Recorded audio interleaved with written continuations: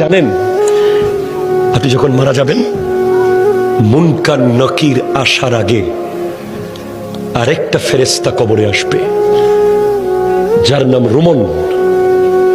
সে আপনাকে বসাবে, বলবে লেখো উকতুব আমালাক, তোমার ৬০ বছর কি কি করেছো প্রত্যেকটা মুহূর্ত লিখে দাও। ৭০ বছর যা যা করেছো সব লিখে দাও। ৯০ বছর যা যা করেছো সব লিখে দাও। আপনি জীবনে একটা বাজারের লিস্ট লেখেন নাই, আপনি জীবনে একটা দোকানের হিসাব লেখেন নাই, আপনি ট্যালেন্ট ছাত্র ছিলেন, শুধু লিখতে বিরক্ত লাগে বলে আপনি ফার্স্ট ক্লাস পান নাই কলেজে ইউনিভার্সিটিতে। আপনাকে ৬০ বছরের লেখা লিখতে হবে। প্রশ্ন করবেন, এই ফেরেশতা কালি কোথায় পাবো এত? বলবে মুখের থুতুকে কালি বানাও।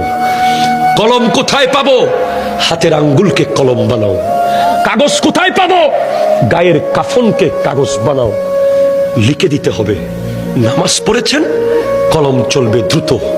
রোজা রেখেছেন, কলম স্পিডে চলবে। দান করেছেন, কলম স্পিডে চলবে। মা বাবার খিদমত করেছেন, কলম দ্রুত চলবে। সুদ খেয়েছেন, কলম চলবে না। ঘুষ খেয়েছেন, কলম চলবে না। জুলুম করেছেন, কলম চলবে না।